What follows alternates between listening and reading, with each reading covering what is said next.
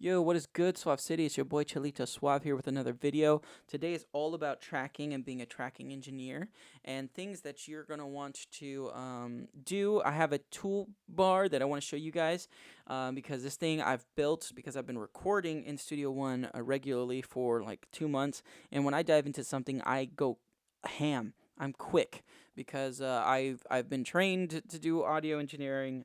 I know my way around a DAW, any DAW, really fast. So I'm gonna give you guys some gems because this is my new home, and especially if you're coming from Pro Tools, you're gonna love this video because I'm gonna give you guys game. The toolbar is insane. Okay, it's insane. What I've done, it's gonna make you feel like you're working in Pro Tools, and I'm gonna show you some things you're gonna want to turn off. Okay. So let's switch to the DAW because I always forget to switch it unless I say that out loud. So as you see here, we're in my template, and there's a couple things you're going to want to turn off. So if I hit Control Z right now, you'll see that this thing follows the selection, the record and the input. I want that off. I want to be able to move and not have that on, and I'll explain why.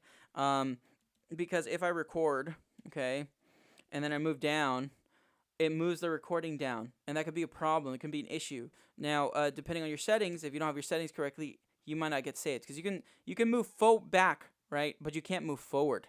So if I come over here and try to move forward, I can't. It's done.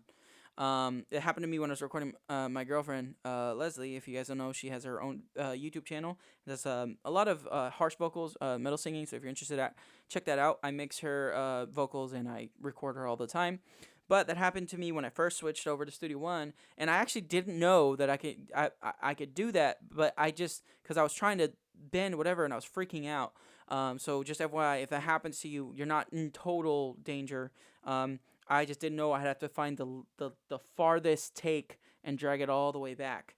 But and then I eventually figured it out, and we were able to save it. But I was able to salvage the recording. So it was a pain in the butt. Thank you to Studio One that allows that. But if you didn't know that, that could freak you out. And it just in general, it's just something you don't want to happen. Okay, so if I hit Control Z, it deactivates, and it's not a stock quickie. So I'm gonna show you what it's called. If you just type in input, it says audio input follow selection. Get that thing on a quickie so you can trigger it on and off. And honestly, I just have it off because there's a quickie called arm. Okay, so I could just turn this off and arm this one if I need to. Okay, now typically I just have this one armed, and then I'll show you why I have a record track and it's the only one I have armed. I'll explain to you why I have that and why it's so powerful. Okay, so now that that's set, we're taking a look at here the macros, the toolbar, the whole point of this video. Okay, so as you see, this is the one that has the most stuff because this is the most important one to me as an artist, as a tracking engineer, as someone who works with musicians all the time. This thing is OD. If you came from Pro Tools, I was trained in Pro Tools because I went to SAE Institute, and dude, I can record efficiently in Pro Tools, but this is my new DAW. This is my DAW of choice for my own recording and the people I record and work with, and because it allows me to work with people remotely easily and just work with you guys. So if you're not on the exchange and you don't think it's worth it, now that I'm on here, you're going to want the exchange because stuff like this will be free for the exchange, but if you are not on the exchange, you're going to have to purchase it. So right now, I don't know when it's going to be purchasable on a website because at the moment, I don't have a website. I have to build my website. So if you want to be able to get this and you're not on the exchange, you're not going to be able to get it right away. But please hit subscribe, and then I'll let you guys know. Also, if you like the stuff I'm putting on the exchange, please put stars on it. I'm trying to become the Studio One god, okay? God of presets, god of the exchange. I'm trying to rep y'all on HMD. So, like, please help me out, y'all. We need someone to rep us on HMD. I'm tired of these people not knowing what this DAW can do. Oh my god, this thing is insane. So, especially once you get this. So, let's go ahead and walk into it. Like I said, there's an arm quick key. Boom. Also, for those drummers of you out there, as long as all your inputs are on all your tracks are on an input, you can hit arm all. Okay, and then there you go. You're done. Also, if you have a folder stack for all your drums, you can just hit record here, and it engages anything with an input. If you didn't know, there you go. So yeah, if you wanna arm a bunch of tracks, and they're not in folders, hit Control R. If they are, because if you look, anything with an input will be armed if it's open. So if I hit Control R again, these ones will be activated as well. Now, if you wanted a quick way to turn them off, just go to the folder, because if you arm off of the folder, it will arm anything in the folder with an audio track, just not the ones down here. Because if I come over here and do that again, anything you do to the folder will command for all of them. So if I solo, it'll solo the whole folder. Now, if I want to do both of these folders, that's where I have Control R. It's called Arm All. And so if I did it with the base open as well, the base folder open, why am I right? Oh, it's because I'm holding Control. If I hit Control R, everything with an input is going to be armed. Okay. Now, I haven't found a disarm all tracks button yet. But when I do, I will show you guys, and I will update that toolbar. If it needs to be a macro, I will to do that, okay? So once again, have that input monitoring thing off so that you can activate it when you want. Now, let me show you some cool things about this workflow. So I have my recording team, the command /. I wish I could just give you guys my quickie so you can move quickly like me, but, you know, you guys might have your own workflow for your brain. So I'm recording here. This allows me to move down, do whatever, okay? But let's say, boom, we want to record from this point forward, okay? I have a quickie. If I hit Option semicolon, this is also known as, actually, I'm going to use the macros because I want you guys to know what the heck that means in the first place, okay? So if I use, I have different macros up here, okay? So there's set, snap early, it's snap RLY, so it's snap early, that's how my brain says it. Option click, snap next, pre-roll record, and previous. So I'm going to show you what all these things mean. So in this case, if I want to be able to record from this point on, all this workflow is using the play ahead marker, okay? So what I'm demonstrating here is option click, okay? So I have it to, any of your macros you can put to a quickie. But basically what it's doing is follow the cursor, okay, like that. If I hit command space, that does that. And then it sets the play ahead marker at the same time. So I have that on my period button on my keyboard, because you can't actually use option as a quick key solution just by itself.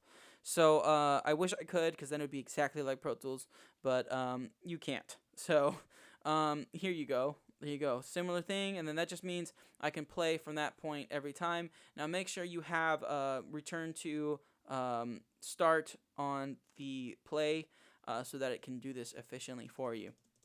Now, once again, what I want to do here is set this basically right here at the end of the event. So what I'm going to do is I'm going to go with snap. And what it's going to do is it's going to set the play ahead right here at the end of my highlighted event. So when I hit record and I have pre-roll engaged, I can do this. It automatically plays what we just did and goes into the next section. Now, the beautiful thing about this also, okay, I have some other things up here, on here. It's called next and previous. So while they're recording, you can have a quick key. So you see Option Control down arrow. That's what I have. So I'm going to hit Control Option down arrow, and I can move my track to wherever it's supposed to go while they're recording, okay? And then the other one where it's going up is just previous, so it's just Control Option up arrow for me. So down arrow goes down, up arrow goes up. There's a feature I think maybe that's on that already called nudge, but I hardly ever use that, okay? So once again, I want to start from the ending of that. So I'm going to go ahead and hit my quick key for that, and it's going to put it there, and then I can just hit record again. And while they're recording, once again, I can move this down, okay? I can highlight both of these, hit G and group them, or if I wanted to, I can hit X, put a crossfade there, and then so you can see the crossfade. It's already happened. That's why that's the little highlight there. Okay, it crossfades them automatically just by hitting X, and then I can have both highlighted, boom, and hit G to group them, all while I'm recording at the same time. Now let's say, oh, they want to redo that recording. Because I have this thing right here, return to start, and I have that play marker right there. If I hit record again, it's just going to record from the same spot. So it allows me to move a lot more efficiently. And then for whatever reason, I want to save this just in case, I can move that down while they're recording and nothing happens. Okay, and then if I want, I can hit 6, mute this, and then go back to my quick key and do it wherever I want. In fact, sometimes I like to have a mute track, so that's always muted. And so usually what I'll do is I'll have a track that's up top. This is just for my recording template, not my artist recording template, but typically what I'll do is if you hit T, I like to have a grayed out mute track. Nothing, it doesn't matter. I'm just going to create it. Okay. Now, when you first do it, it's gonna show up in whatever folder you were in, and it's gonna take that color. But then I can come over here and just add a different color. So what I'm gonna do, I'm just gonna make this just a grayed out thing. Okay, and then what I'm gonna do is I'm just gonna mute it. Okay, so now what that means is instead of having to mute it while they're recording, so let's say they're recording, right? Instead of having to just manually mute this, I can just send this up to the mute track. That way I know, hey, I don't need this, right? So let's just do that again. So let's say this is down here, right? It's unmuted. I'm going to record again. I'm going to take this track and move it to the mute track. And this will allow me to keep this muted, and they'll be recording from that point forward. That'll set it up. Now, there's one important thing. You obviously have to have this armed. I didn't have it armed. That's why you saw that glitching out on me there. But we'll go ahead and do that now that you can see what's going on. So now, boom, I can record on the bottom track and have a mute track up on top. And this just is great to have to save whatever you've done, and then I don't have to individually mute specific tracks. So I like to have a mute track up on top, and then have a record track here. So whatever I want to keep, when I hit period, or pause, I go down here, and then since that is my only record track, I can hit that same quick key and record from that point forward, and I don't even have to be on that track. That's the beautiful thing about this workflow. Now, let's say sometimes you're recording with an artist and they go, hey, you know that thing I did over here, can we paste it over here? That's where set comes into play. Okay, so I've had it highlighted. Okay, so just to kind of show you, if you click anywhere, it unhighlights. Okay, so that's why I don't have locate when clicked into empty space, because essentially on my option click thing, it's doing that quick key for me, and putting it where I want. Now here's the problem: if I highlight this, the thing moves back. So how do I move it over here, right? So what you want to do is come up here and move it. Okay, or another quick key I have, just FYI, this is a dope thing that you should have. It's forward bar and rewind bar. Now, this is a stock keyboard shortcut that you can have. So if I have forward bar, I have this on my forward bracket, and then there's a rewind bar. Let's go ahead and type that in so you can see it. Rewind, if I can spell rewind right. Rewind bar is on my back bracket, okay? Now, the beautiful thing about this is, rather than having to touch my mouse, I can just move a bar over and paste it wherever I want to. I can just hold it and it'll just move a bar forward, and it's gonna move literally a bar. So it's very accurate. Now, the quickest way I was obviously coming up here and putting it wherever you want, and then if I hit, I usually just click wherever I want, and then so I can just click wherever I want. So let's say if I want to go here, and then I just hit the bar, and it's gonna snap to the nearest bar. Okay, so even if you set it like in the middle where there's no bar, it's gonna snap to the nearest bar, and then I hit set, and what's gonna do, if you have it highlighted, watch, so I'm gonna have it highlighted, I'm gonna move the bar right there. So then I'm gonna hit set, and it's gonna move it. Okay, now if you're using the brackets, as you see, you can use that as well, hit set, and it'll move it to where the bracket is. And it also sets the playhead to where that point is, so that you can hear it back immediately. Now, another thing is that I have here is called the pre-roll record. Okay, now this thing is very useful, because if for whatever reason you want the playhead thing here, but you just want to punch in right here real quick, but still keep the playhead because you want it to hear it moving forward, I can hit command semicolon, and it's going to start the pre-roll and record from where my marker is. And then once I'm done recording, I can start the playhead from there, and then we can hear how it sounds. So that's another thing I have. And once again, maybe I don't want that, but I don't want to delete it. I send it to my mute track. And so on my mute track, I don't mind layers showing up if there's like stuff going on top of stuff. So now if I'm pressing play, I won't hear anything from that right there. Right, nothing's going on. It's my mute track. So in fact, let's just say mute track. This is something I like to have, just in case, because you never want to delete anything.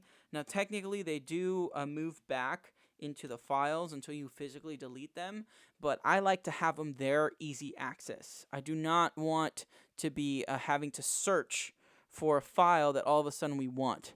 I want it to all be easy to find. So as long as I move it there, it's all going to be there. No big deal.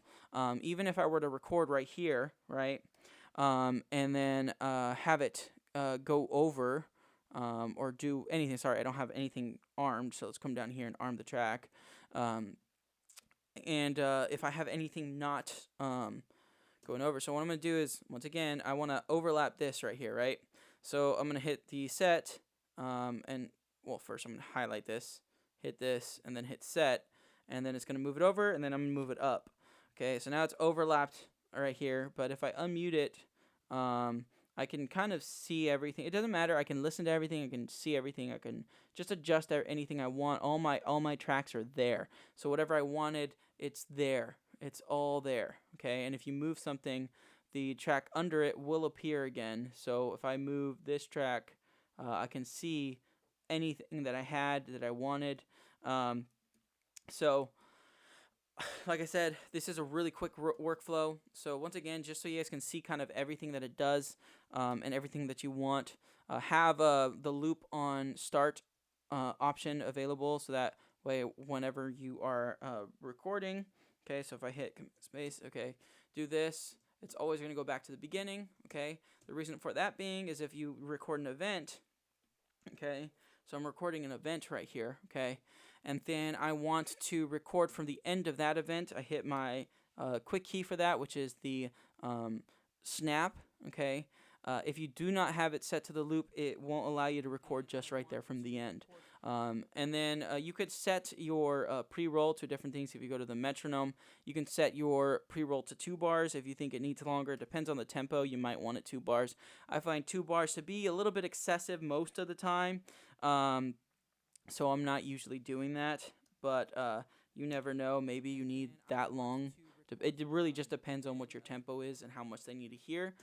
So you could do 2 bars or you can do 1 bar. It's up to you. But as you see, this is a way that I can move effortlessly. Typically when I'm recording, I maybe touch my mouse like 1 time because I have this movement. So I can really do most of the stuff. I can have maybe my right hand on the mouse and my left hand all on the quick keys and moving around, doing what I need to, recording, and then editing stuff. Now, I do want to show you something else while you're recording, stuff that you can do. So I'm just going to let this record a bit, and then I'm going to chop it up into different sections and then show you some cool stuff that you can do while people are recording and operate in a cool way. So I'm just going to let this record out and just kind of tell you guys why I've made this. Once again, I said I was trained in Pro Tools to record efficiently. If you're working with R&B artists, this is OD, because all these guys like to think of lyrics on the fly, and you want to be able to move and in like just quick notice and then be able to do things really fast. So this is long enough. So let's say I'm going to cut this here. Okay, then what I'm going to do is I'm going to hit record real quick, and then really quickly I'm going to come over here, highlight all these, and move them down. While they're recording, okay, I can hit X, crossfade everything, and then I could hit G and group them, all while not disturbing anything I'm recording, and then move it to the appropriate track, okay? Now, even if I come over the recording thing, okay, it won't create an issue, okay? So as you see, everything is right there. There's no issues with me going over the record track. If I move this thing, let's just go back to the beginning, and I record. Let's say I want to move this up to the mute track. There's no issue. It's not going to do anything. When I hit play or pause, you will see that track is still there. This was the track that we were just recording, and this is the track that we had under it. So just to make it even clearer, if I do this, record, and then move up, okay, hit pause, it's still going to be there. So you have no worries. It didn't disappear. It's there the whole time. So it might disappear, and you might go, oh, shoot, I lost my record track, right? So I'm recording, blah, blah, I'm cutting. So I'm going to hit command here, cut. I want to then delete this side, shorten this. I want to probably fade it or something if I have 2 instances. So let's say I cut this, boom, and then I have 2 instances of it. So let's say I go here, crossfade that, duplicate that, whatever. And then I want to highlight all of them. Meanwhile, I'm all recording. I hit X, and then I hit G to group it, and then I want to move it up, right? So I move it up because I don't want it anymore. It's no issue if I pause. It's all there. So don't worry about that if you're using this. You can move it really efficiently. I just want to show you that so you guys understood that your thing is not messed up. And then, you can keep recording and nothing is going to be an issue. I can move back. It just disappears, but the arm is recording the whole time.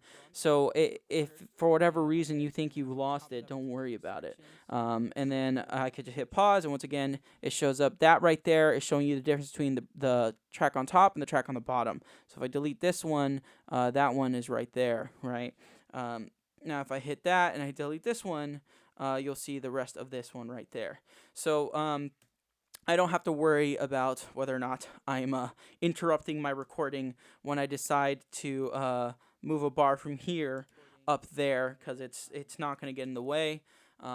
It might disappear, like I said. Just don't worry about it. When you hit pause, it'll appear again, as long as there's no track already on there. That's why I like to have a record track and then something else to move on to if I need a mute or anything. So yeah, let me know in the comments if you think you're gonna comp this, and if you want this available for you guys to purchase. Let me know. Once again, this is the Suav City tracking toolbar. This is so that you can move more efficiently in Studio One, like you're in Pro Tools or something that you're more used to. If there's any things you guys would like this to have that I didn't already put on there, go ahead and let me know. Now, just a couple of other things that this has.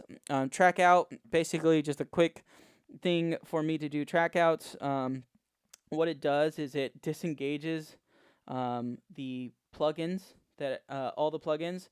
And so it's just a quick way for me to go boom, disengage the plugins, and do dry trackouts, right? Because trackouts are dry.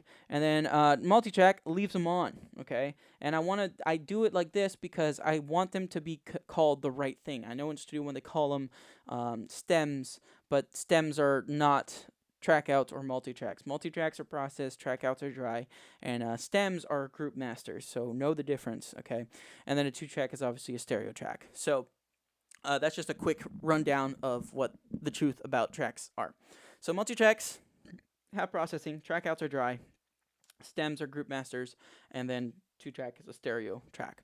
So, and then the other thing I have on here is mark arrange, okay? Gives me a marker. So if I were to have this, it allows me to make a marker, and let's say I want to move this over here, right? So let's just boom, and then I hit mark and arrange. It gives me a marker here and a marker here with the same thing. Why? Because sometimes you can't move to the playhead markers if you don't have an extra number pad, right? So this allows you to hop between all of them. So if I go to 5, it's going to go to the end. If I go to 3, it's going to go to there, right? So technically there's another play marker right there. But if I don't have the external, like the number pad, those quick keys are not available. So you need to assign them to the ones here. So I want to be able to move regardless, okay? So you have to like find a different way to moving around. I don't like having to do that.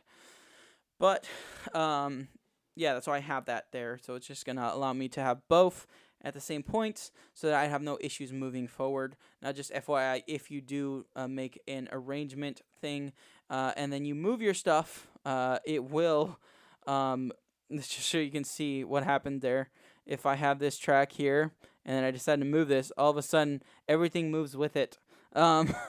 You can, I believe you can decide to disengage this. I just don't touch that. I just use it to arrange and then leave it. And then if I want to move something, I just use my set and move it wherever I want to move it. That way I'm not messing up anything else. So if you have any questions about the toolbar, let me know down in the comments. If you love this, like I said, please give me a 5-star review on the exchange to let me know that you like the stuff I'm giving you guys, because I want to become, like I said, the exchange OD god of Studio One and rep you guys on HMD. If you guys have any questions about workflow in Studio One, if you guys want to ask me about anything in the way I work in Studio One, let me know. Now, also, I have the producing thing. Quantize take is just a really quick thing when I'm producing. Like, this is all about tracking. This whole thing is about tracking. So when I'm using my piano and then I record something, that literally just opens the view, hits the quantize button, closes it. So it just quantizes it, and that's it. And then the split bounce is for if you're using impact. It'll split the notes and then print them. So then you have separate tracks for each drum. And then the sample one, basically whatever thing you have that you want to send to sample one, you just hit sample one, and it literally takes that, copies it into an instance of sample one, and moves it into an instance of sample one. And then I could update it to also remove the track that you just moved into sample one, but I don't think I have it set to that. It's just taking whatever audio clip you want to use for a pad or whatever and sends it to sample one automatically with just one touch. So that's what I have here on the tracking bar. Go ahead and comp it. Let me know if you have any questions. Once again, welcome to Suav City. My name is Chalita Suav.